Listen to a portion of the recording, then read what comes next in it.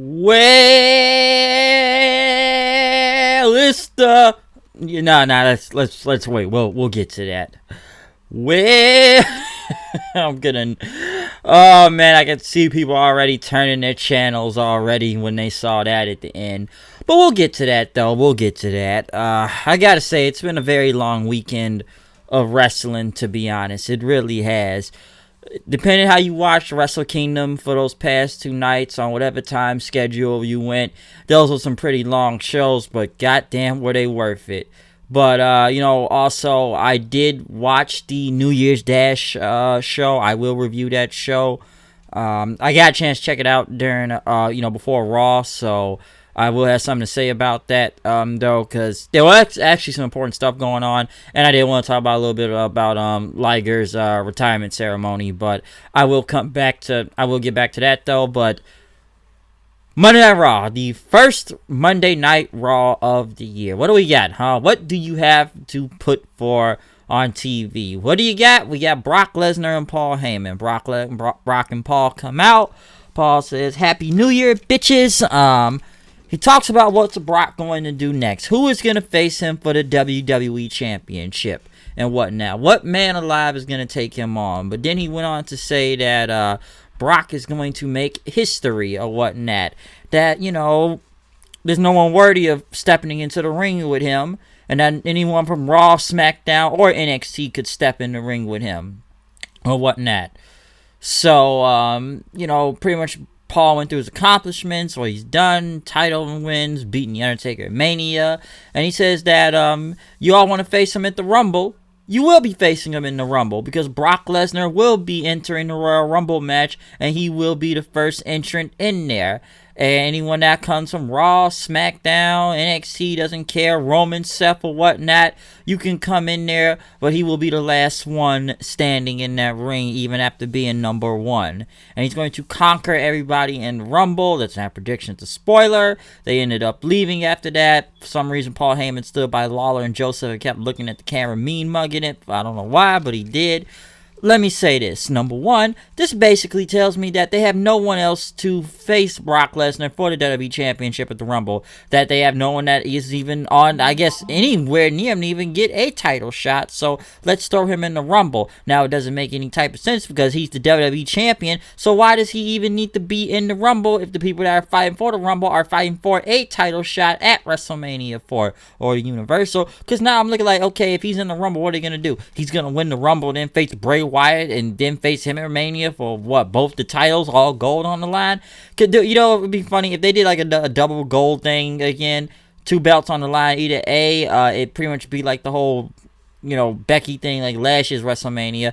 B, we can go with Wrestle Kingdom. We just crowned a double champion, Naito. We can call him I don't want to go with Naito 2 belts or whatnot, but that's basically what just happened and whatnot.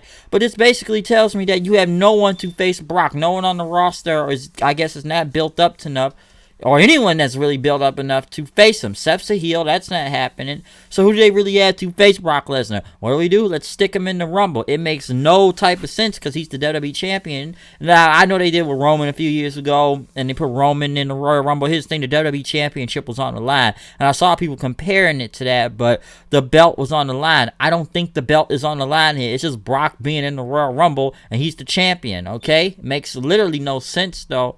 The WWE Champion is in the Royal Rumble. 0 cents. Okay, so it's interesting that he's in it, but it's like, well, he's the champion. He doesn't need to be in there. He just needs to watch out for someone that's about to face him for the Rumble when whoever wins the Rumble. But if he's number one, we'll see what happens then, I guess. Rey Mysterio was backstage talking in Spanish. He talked about Almas and that he wants his U.S. title back, that he doesn't have much time left in the ring. He has days and not years. And he thanked his son for helping him back, but he said that Almas does not deserve the championship. The match still starts off, U.S. title on the line. Actually, a really good match, though, too. First, Almas did those 3 amigos, and Rey got a Canadian Destroyer on him. The referee got, Rey got the 3, but Zelina put the Almas' leg on the ropes, to which the referee restarted the match. Rey came back then, ended up 6-1 and 9ing. Which first off, I did like it when he did that tornado DDT, and then when Ray went for the sunset flip outside, almost came back with a counter to the knees and whatnot. But after 619, Almas got out of the ring.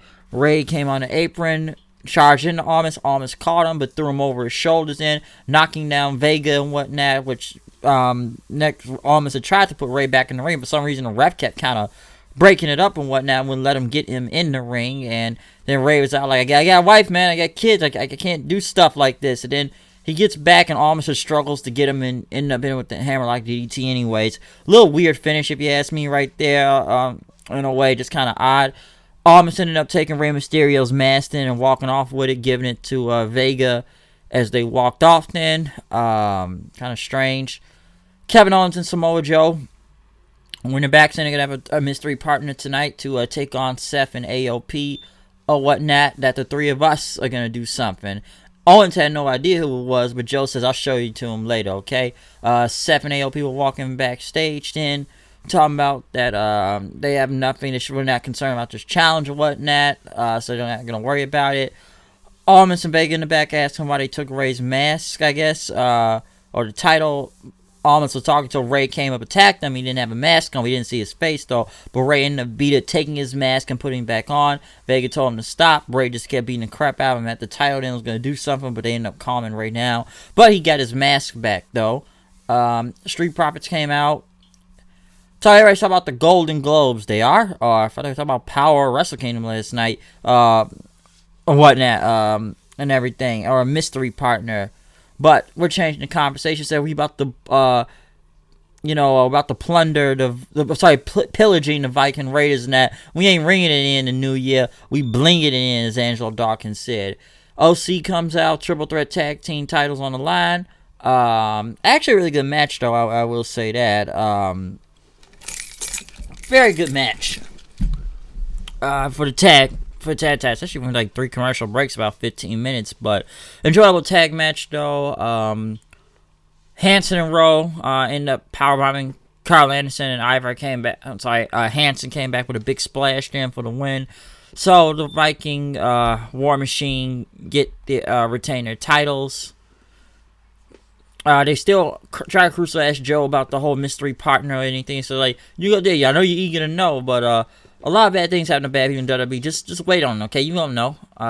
Which they went into a room, which there was his door, and Joe went in, knocked on the locker room. Owens looked in, smiled, said like, "We good, man. We're real good." And it's Owens smile and everything walking out. Tri Cruiser wants to know what it is, but he said, "Oh, we good." But AOP and Rollins, they not. So it was a good hook to keep people interested until the show to the end of the night. Kevin Owens, Samoa Joe's partner was going to be though. Next, Becky Lynch came out. Becky came out wondering, what kind of champion is she right now? And at the doubters, the powers that be, didn't know she was going to get a rematch in that. And she wants this rematch, but she was starting to question her judgment. And Becky said, sitting around the holidays and whatnot, maybe what does it take to be the man and everything? And she wondered about the advice she took from people backstage looking out for her and everything. But, why should she should be avoiding a woman she can't beat? Which she had a video package of Asuka beating her last year at, Royal Rumble. Then was on an episode of Raw and then back at TLC again. As Becky wanted to know, she said, she's figured it out, but Asuka came up interrupting her. She spoke in Japanese, talking about Becky. Says everyone knows pretty much that Asuka has her number and gloating and whatnot. Asuka pretty much started yelling at Becky. Becky punched her to the ground and whatnot until Asuka got back up pissed. So Asuka, still trying to think she has Becky's number or whatnot. So they don't know if Becky can beat Asuka again after many other times, but Asuka gloating was pretty good out there, I will say that. Next though, what do we have next on this damn show?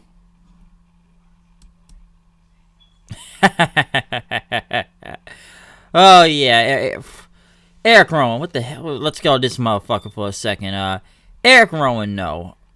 What do I got to say about him? Him and I still think it's a ferret.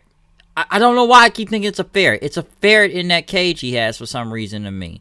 I don't know why, but he still has a ferret, which Mojo Rawley asked him what was in this cage, and when he looked, he says, "What the hell's wrong with you?" And he was pissed off. He went against this KJ jobber Orso guy. He killed the jobber, and then he says, "You want to look? You want to look?" Which he put his face into it. The guy ran screaming, and it must have been so terrifying. Maybe it was like another episode of Monday Night Raw. Hell, maybe it was it's a lot of things that could be terrifying in that cage. I still think it's a ferret or a skunk or whatnot, but maybe it's just any episode of Monday Night Raw throughout the year, or I don't know what's in there that could have been horrible to look at.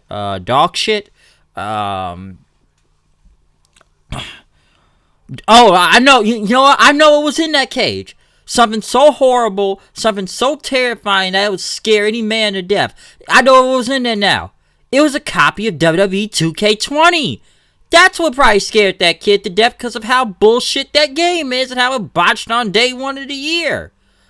This is why I had to take that guy. You know, I'm appreciative of my gifts, but I'm glad I took that back to the store and I didn't get no chance to play when I got it as a Christmas gift, okay? Because, come on, that game started fucking up on the first of the year, too. I'm like, Jesus, this killed the whole game.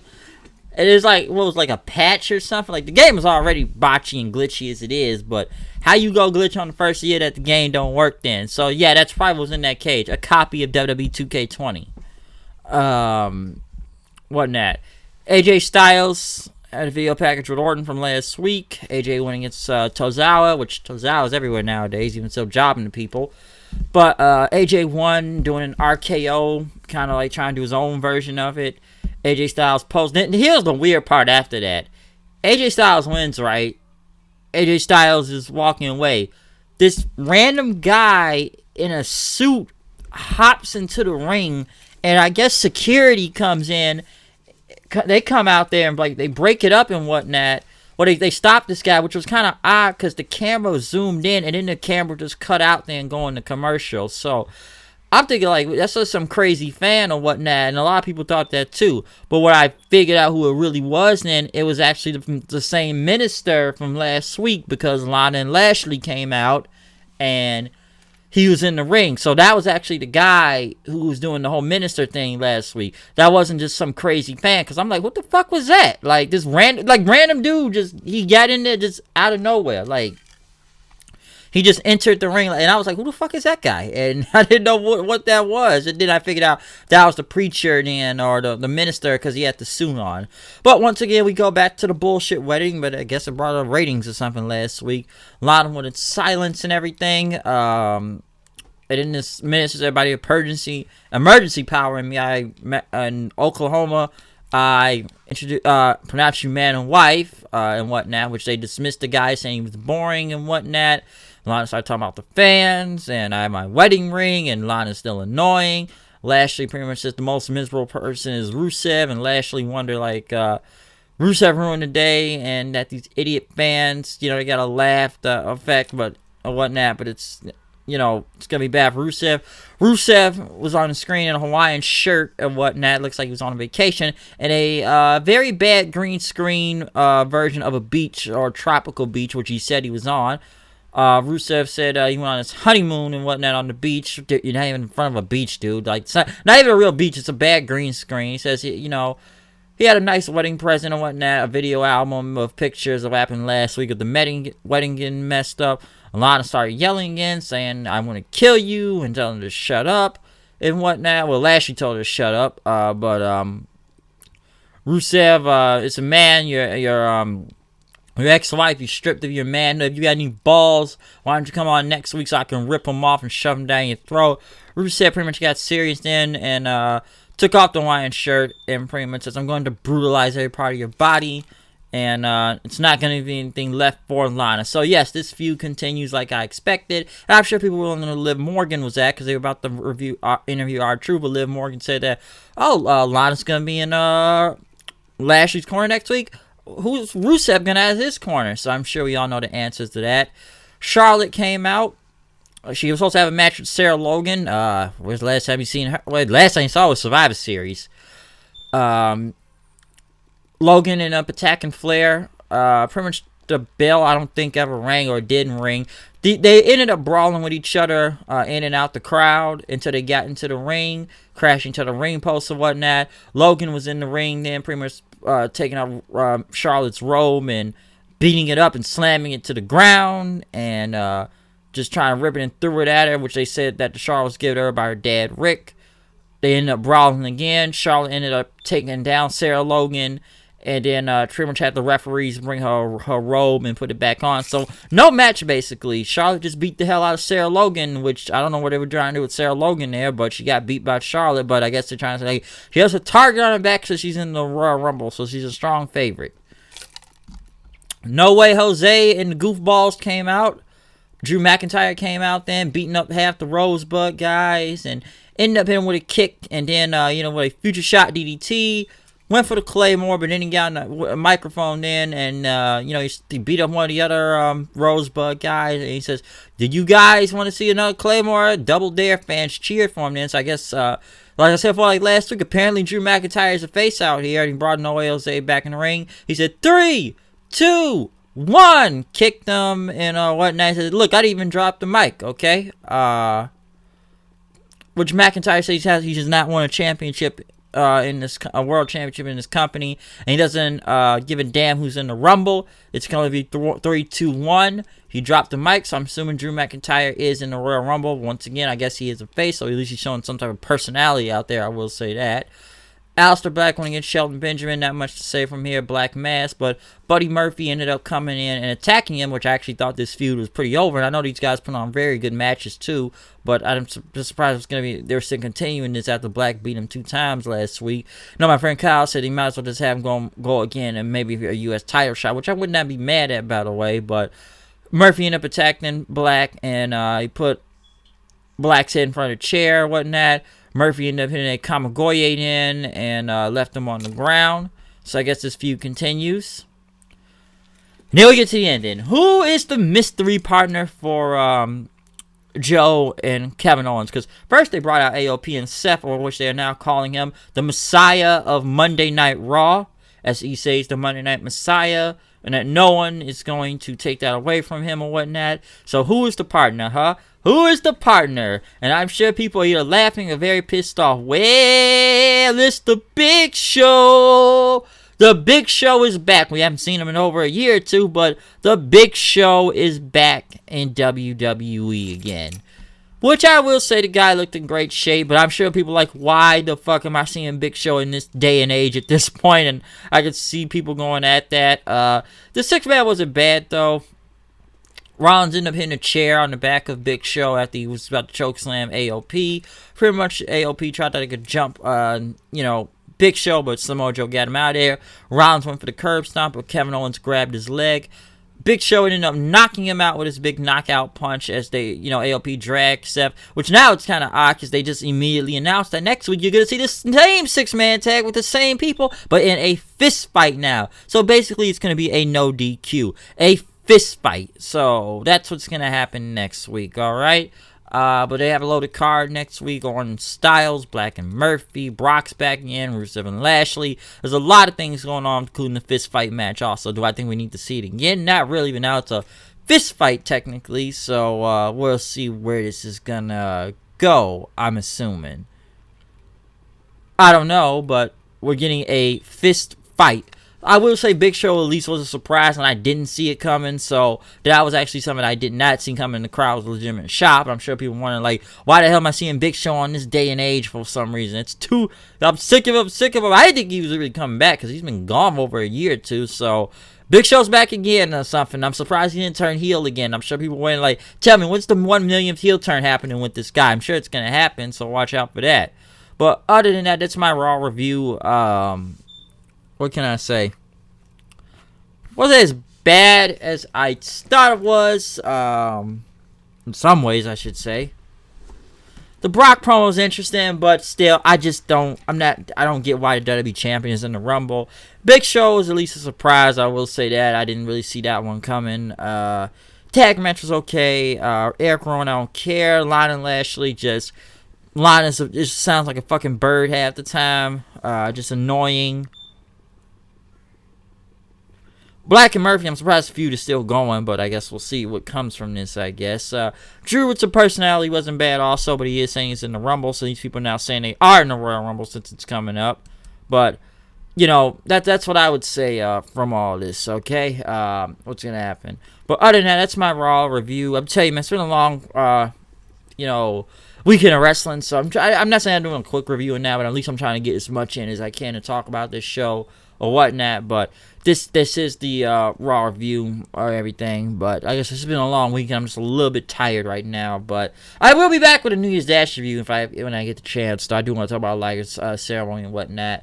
But Raw was just still up and down. What do you think of the first of the year Raw? What do you think, the first one of the year? What are your thoughts and opinions on what you saw from Monday Night Raw tonight, or if you even enjoyed the show in general? I don't know if you did, I don't know if you didn't, but I would say just still check it out and tell me what you think about the show in general. We also have Wrestle Kingdom's Night 1, Night 2 review are uploaded right now online. Please check those out too. So, comment, subscribe, tell me what you think about this show. You know it's me, the HOD, coming to you the news reviews. You know what I do? Came and I saw it, go... I